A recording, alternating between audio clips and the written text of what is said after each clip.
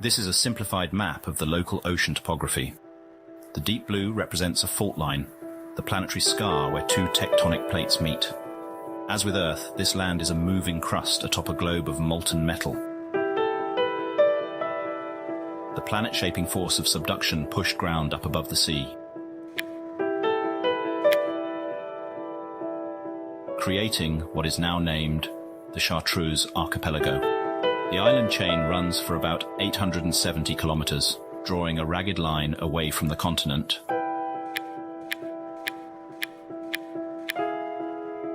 These names were given by an early survey team assessing the grounds for a harbor or research outpost.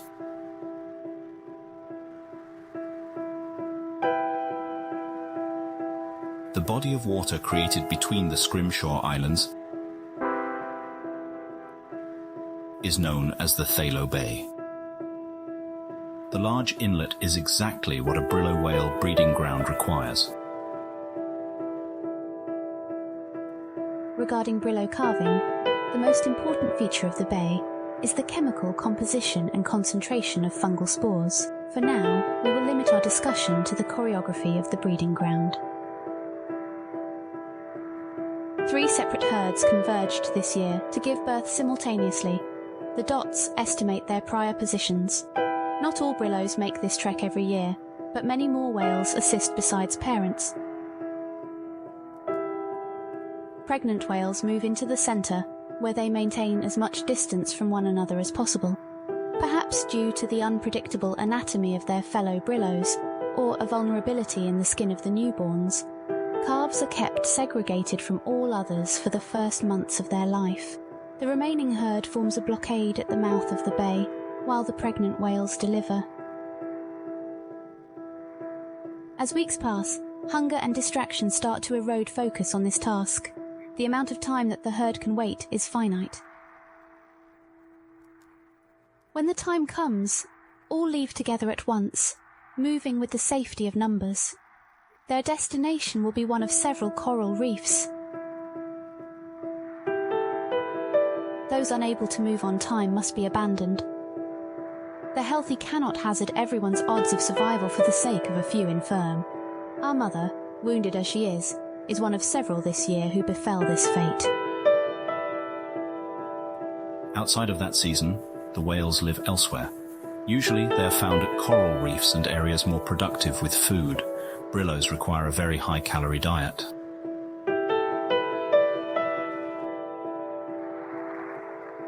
We now find our whales here, at the border to the Great Vathis Ocean. It is a bright day in early autumn. An unseasonable cold front chills the air.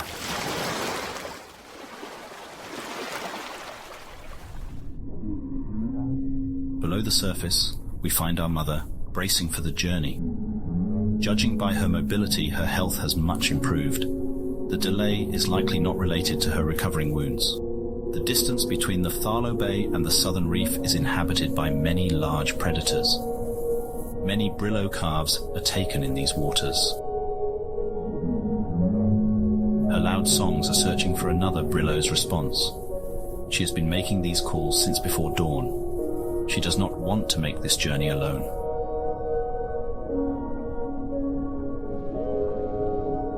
The calf returns with a fresh lungful of oxygen.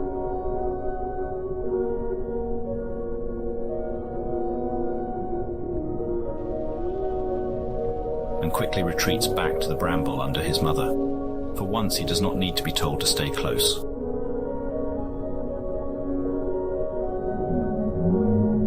Undoubtedly, he can also read the change in his mother's behavior. And the unfamiliar place ahead is deeper and colder. Faintly at first, a new sound reaches them. His mother startles. They both listen. It's another whale.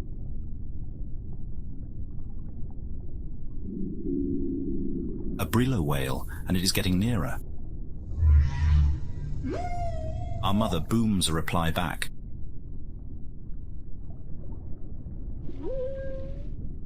The calf's curious nature starts to show itself again. He has yet to meet a brillo besides his mother. There, he spots something. A large body begins to emerge from the hazy distance. It continues to approach, but the calf still can't quite understand what he's looking at. The calf's curiosity morphs into discomfort the closer it gets. Discomfort turns into outright alarm.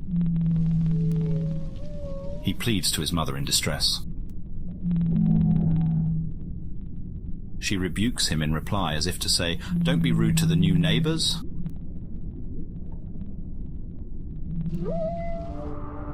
One cannot blame him for his confusion. This Brillo whale's appearance was shaped to be deceptive. It is a beautiful and ghastly example of mimicry. The way the jaws gently undulate is startlingly believable. The grim exterior is the work of an important symbiotic partner.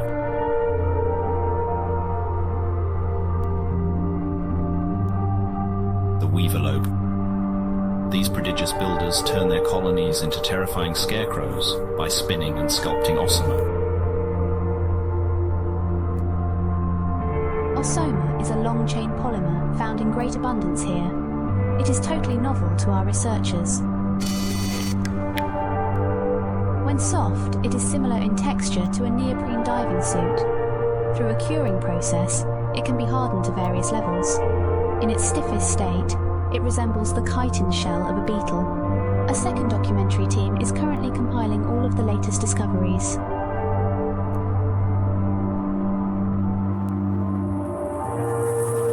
Building bugs. This multi-part series will focus exclusively on the insect world, which sees far more divergent evolution from Earth species than vertebrates. The title refers both to insects that build habitats and the evolutionary forces which likely constructed such insects.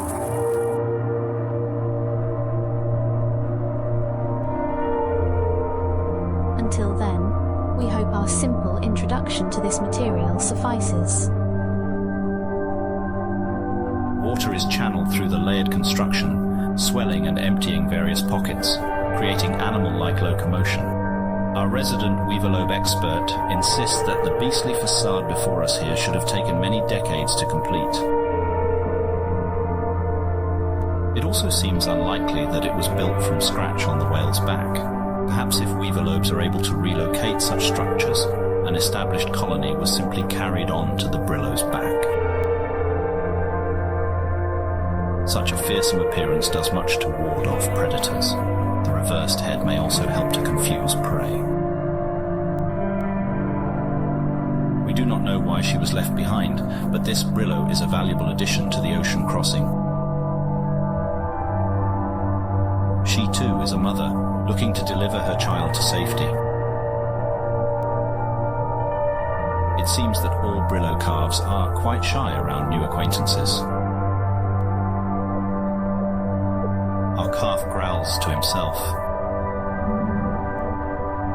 Scoldings are unlikely to budge his unwelcoming attitude, nor will the surprise of additional friends. The calf was so distracted by what was in front of him that he failed to notice what was swimming up from behind. She's something like a faceless stone golem. The exterior is more bizarre than menacing. It might serve as some kind of armor, but our crew is at a loss to describe it on first sight. Like our Brillo mother, this whale may also have some kind of internal injury. She is only able to produce short, abrupt honks instead of complex songs. She is also a mother. Regardless of what benefit her exterior provides, her presence alone will help contribute to a safe crossing. Flanked by these strangers, our calf seems very disturbed. New experiences may be uncomfortable now, but they will lead him to understand the Brillo way.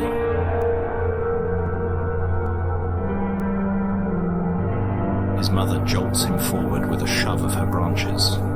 It is unlikely that more companions will show up, and there is no time left to delay. All following her lead, the 6 whales head out into the ocean to find their lost herd.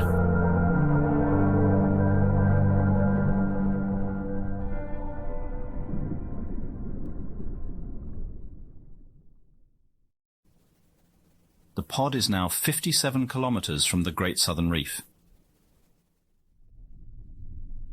This is the final leg of their journey, and their path crosses over a wide abyssal trench. The parent whales set the pace at a rigorous 6 kilometers an hour. They swim in a typical defensive formation, though with only 3 adults, it is not possible to fully encircle the youths. The trek has been arduous for our little calf, but he has endured it with admirable stoicism. Slowing down is not an option. He is able to sense this himself. Something large has been following the whales. It first appeared in the early afternoon and has maintained the same steady distance ever since. Hours passed and the mysterious animal failed to approach or make any concerning moves. The calf's fear of the unknown was slowly overtaken again by interest in his new Brillo companions. The stony-skinned mother whale and her calf now swim to his left flank.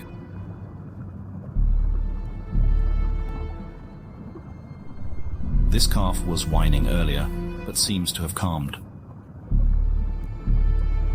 The stony mother's outer surface has slowly morphed shape throughout the day, greatly reducing in size.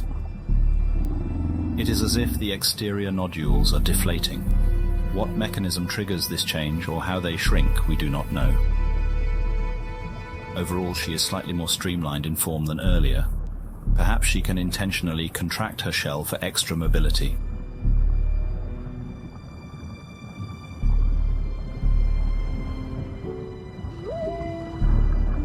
Our calf doesn't know what to make of her either.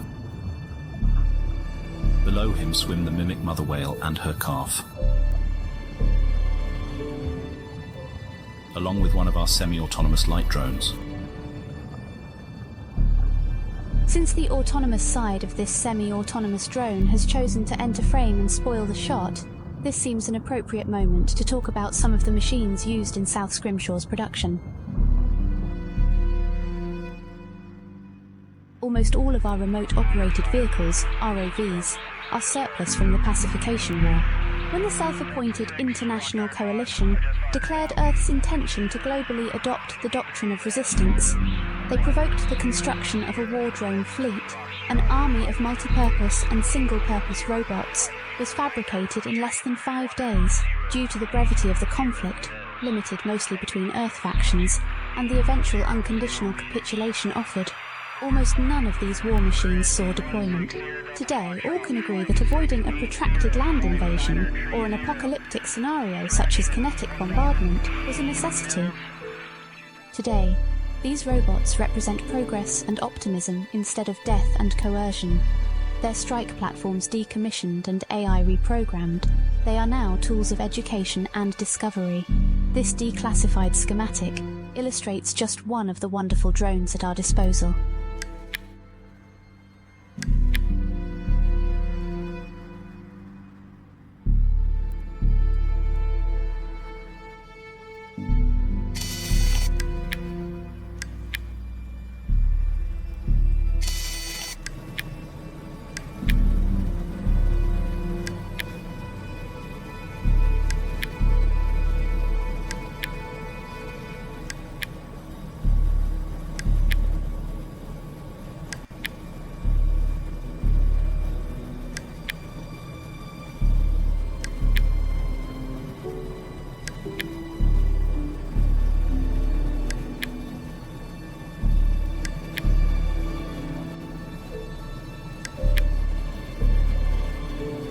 We thank the Kronos 7 leadership for their continued logistical support of our project. Swimming upside down is the most uncomfortable spot for a Brillo, and the mimic mother refused to take her turn until minutes ago. Her stubbornness may not be entirely unreasonable. While upside down, her disguise as a wide-jawed monster appears to fall apart. The illusion of a toothy beast is currently broken. Our calf gets a reassuring hum from his mother. This always seems to quell his unease. He is safe within her nest of thorns. He must focus on swimming. But but it's hard to ignore that ominous thing in the distance. This is a penumbra shark. It is the fastest marine animal on the planet. For the penumbra, 6 kilometers an hour is a leisurely pace. It could comfortably stalk the whales days on end. An apex hunter, patient with experience, it will preserve all possible energy for an opportune strike. Very much like a sailfish, penumbra sharks have a large dorsal fin along their back. This is kept retracted until the moment of attack. With several flicks of the tail, it vanishes from sight. Panic overtakes the whales and the defensive formation immediately breaks apart. Our calf looks down. The mimic mother has abandoned her post. Nothing stands between our calf and the open abyss below.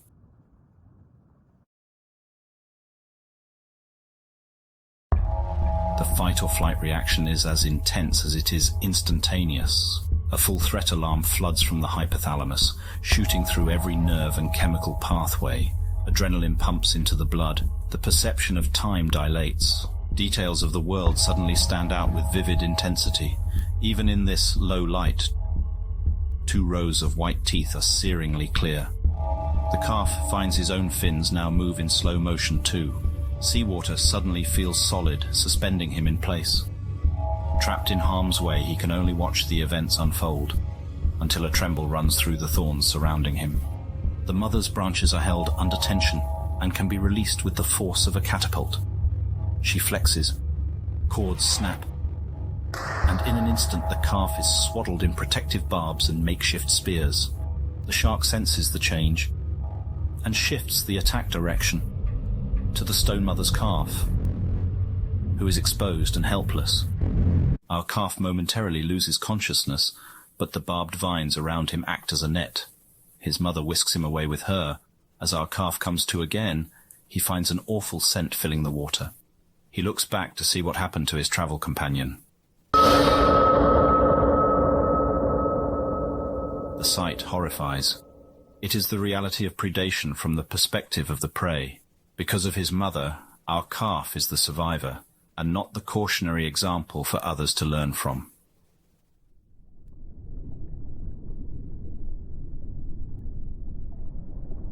Less than 20 kilometers remain until the reef and the safety of their Brillo herd. The mimic mother races ahead, leaving the weaker whales to their fate. The stone mother lags behind. Her movements are confused. She is still in a state of shock over the death of her child. Our calf struggles to follow. It is much harder to swim outside of a larger whale's slipstream. And his mother is falling far behind again. He races back to be by her side. The calf has been running ahead of her sight and then returning. The back and forth seem to coax his mother a little further each time. But now her strength has failed. She cannot even lift her fins in response. Her old wounds were opened by the physical exertion to save her child's life. She will not recover. He whistles the familiar call to play. There is no more response. She has finally slipped from consciousness. She cannot remain with her calf any longer. He continues to press for a reaction. Desperation compounds the grief. At this age, calves are completely dependent on a mother's milk and protection. With nowhere to go, the calf remains at her side. The research team witnesses the mother's final pulses of electrical activity fade and extinguish.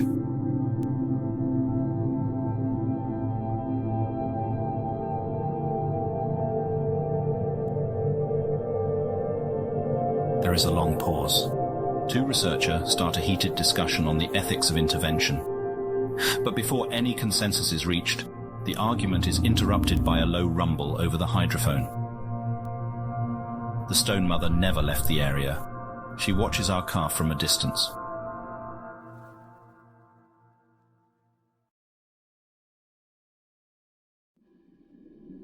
A new day begins to dawn over the coral reef.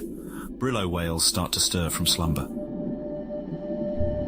Together, the stone mother and our calf have arrived safely. Though physically and emotionally depleted, neither has found any sleep. The calf gorges on milk, famished from the previous day's ordeal. This adoption in the wild may be extraordinary to witness happen, but acts of apparent generosity have not been an uncommon sight to anyone following this intensely social species. The stone mother's exterior appears to now be fully deflated. We can see a more familiar shape underneath. It's the outline of a young female whale, quite small in size for an adult specimen. She has saved our calf from certain death. Perhaps our calf is helping her continue on too. The young whale finally slumbers. It is good that he takes the moment to recover while he can. He will need the rest. In the morning, he will awaken to an overwhelming new world.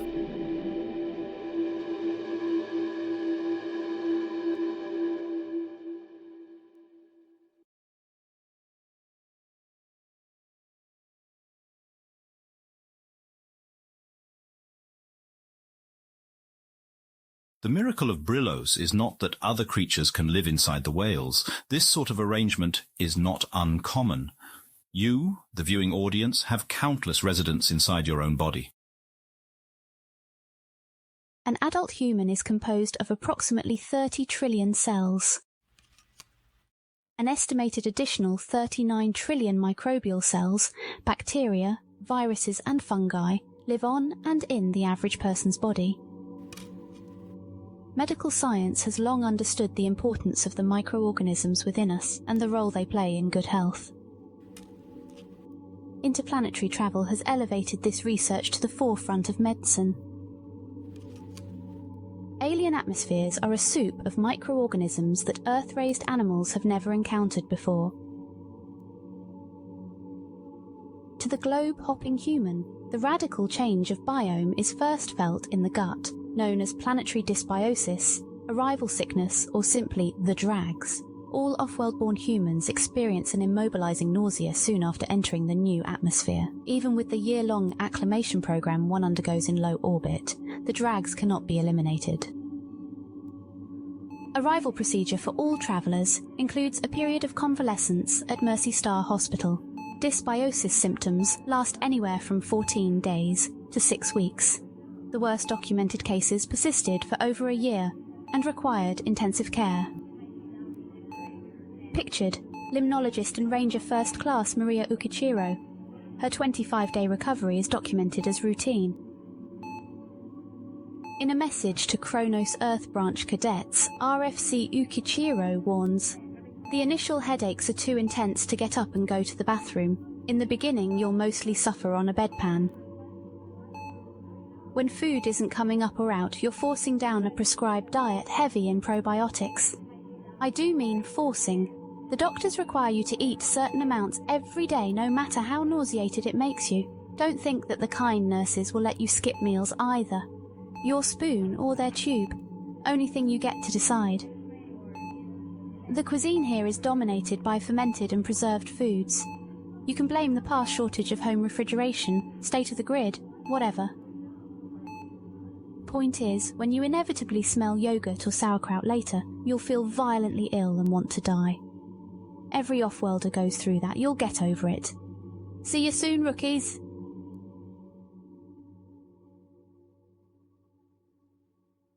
The miracle of Brillo whales is their ability to pick and choose their occupants. Our whale will now begin this process of selection. Providing a backdrop for the next chapter is another amazing marine animal whose colourful anatomy can construct whole ecosystems.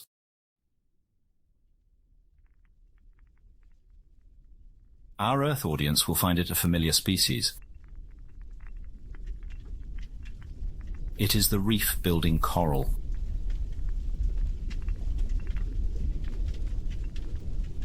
A bikini fish gently picks her way along a mountainous path of calcium carbonate exoskeletons.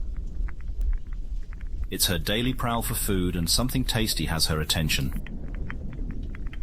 Plump, bite-sized greebles are entrenched in the nooks below. It'll take her quite a bit of work to pry them out. As the bikini calculates the best approach of attack,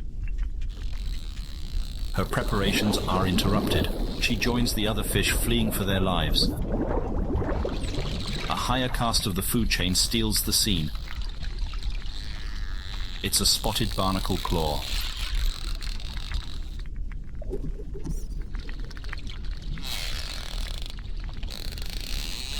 One powerful yank extracts the entire colony hiding below.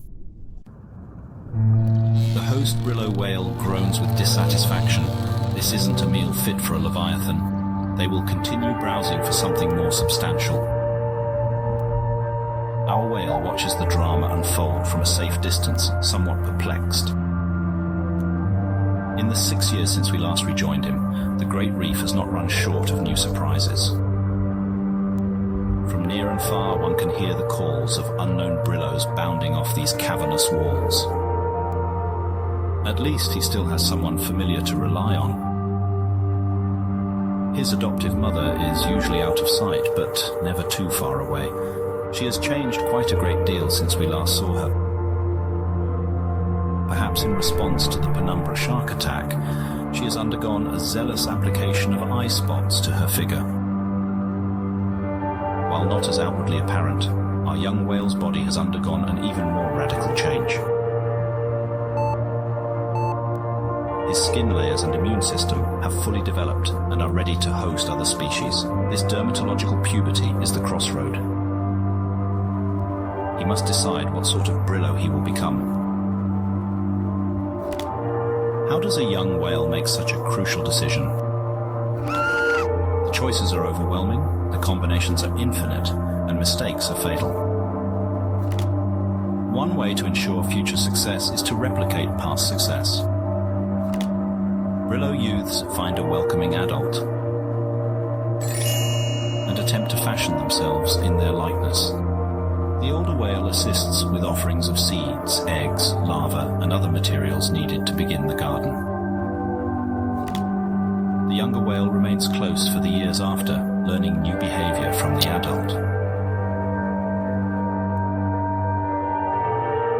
Not every option available to a young whale is desirable. This old-timer is welcoming, but our whale is visibly uncomfortable. It isn't hard to imagine why, but on the other hand, another young Brillo might happily accept this body plan. What shapes such individual preference? Realistically, there are far too many influences to chart, but from our limited data, there is one factor that stands out.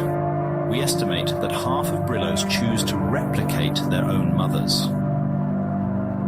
Our whale displays this preference towards his biological mother.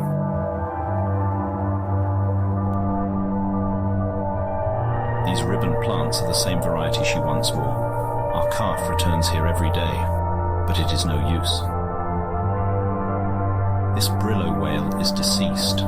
Nothing but a cleaned skeleton remains beneath the foliage. Almost nothing. Our optics technician noticed a strange blip while alternating camera modes. Zooming in and switching to infrared, show an ordinary thermal image. As expected, the plants are close to the ambient ocean temperature, but after several seconds, the intermittent blinking resumes. This is an older model IR strobe, typically worn attached to the helmet or vest for identification in emergency situations. Upon retrieving the device and referencing the serial number, we can confirm this deceased whale was the first Brillo ever encountered by humans. The story dates back to the early days of Outpost Zeta's construction. A fishing boat captain ignored an ominous weather forecast and went to sea collecting crab traps. Conditions deteriorated faster than his optimistic assumptions. The boat was smashed by a wave while returning to harbour. In the aftermath, 2 deckhands were found missing.